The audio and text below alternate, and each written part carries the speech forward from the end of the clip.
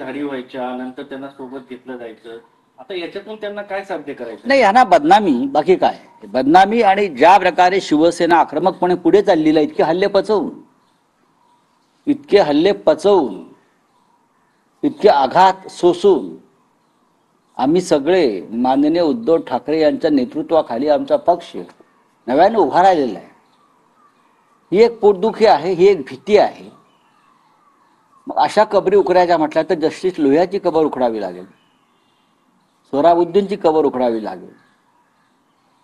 आणि महाराष्ट्रामध्ये, कोकणामध्ये बरं का, आमच्या रमेश गोवेकर पासून ते अंकुश राणेपर्यंत आणि सत्यविजय भिसेपर्यंत संपूर्ण महाराष्ट्रातून असे असंख्य शेकडो थडगी आणि त्यांचे तपास हे नव्याने करावे लागतील. सर, जी याचिका दाखल झाली आहे त्यात आदित्य ठाकरेंच्याच विरोधात गुन्हा दाखल करा आणि बरोबरच सचिन वाझे, एकता कपूर, दिनो मोरिया या सगळ्यांचेही नाव आहेत आणि त्यांचेही. बघा, असा आहे की हा तपासाचा एक भाग असू शकेल.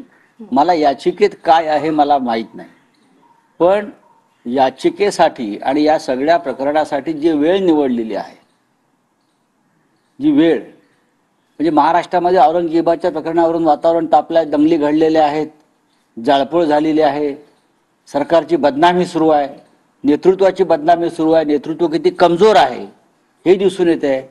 अशा वेळेला अचानक एक याचिका येते. याचिकाकर्त्याच्या मागे कुठली तरी शक्ती काम करते. त्याच्या मागे सर्वच शक्ती आहेत, अनेक प्रकारच्या शक्ती आहेत.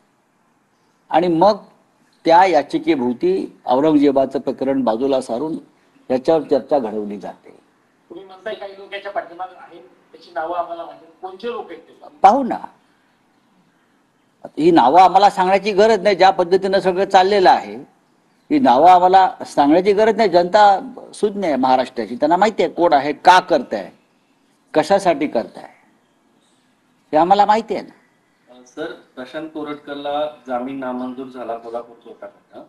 त्याला अटकेसंदर्भात नितेश राणेंना प्रश्न विचारल्यानंतर ते उठून जातात. मात्र दिशा सालियन, अरब पाकिस्तान, हिंदू मुस्लिम, औरंगजेबाची कबर याच्यावरती बसून प्रेस कॉन्फरन्स. बघा, हे जे सगळे लोक आहेत भारतीय जनता पक्षामधले, हे बाडगे आहेत. यांनी वीर सावरकरांवरती चिखलफेक केलेली आहे, याने हिंदुत्वावर चिखलफेक केली आहे, याने मोहनराव भागवतांवर चिखलफेक केलेली आहे. आणि आज हे यांचे ब्रँड अँबॅसेडर आहेत. ही पोरं टोरं बरं का, कालपर्यंत ज्याने हिंदुत्वावर जे थुंकले, वीर सावरकरांना ज्यांनी अपमानित केलं, सरसंघचालक मोहनराव भागवतांविषयी अपशब्द काढले, मोदी शहांना शिव्या घातल्या, हे सगळे आज भारतीय जनता पक्षाचे आणि हिंदुत्वाचे ब्रँड अँबॅसेडर झाले. यासारखं हिंदुत्वाचं दुर्दैव नाही. RSSने काल या औरंगजेबाच्या कबरीवरती आपलं हे प्रकरण शिजवण्याचा आणि पेटवण्याचा प्रयत्न झाला, पण हे प्रकरण त्यांच्यावरच उलटलं. दंगल कुठे झाली तर नागपुरात झाली. कोणती जागा निवडली तर देवेंद्र फडणवीस यांच्या मतदारसंघात ही दंगल घडवण्यात आली. हे देवेंद्रजींना सुद्धा अपेक्षित नसेल की हे प्रकरण माझ्याच मतदारसंघात उलट. हे कोणी घडवलंय?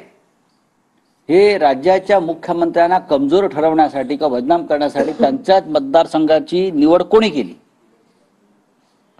कोण आहे? हा खरं म्हणजे तपासाचा विषय आहे.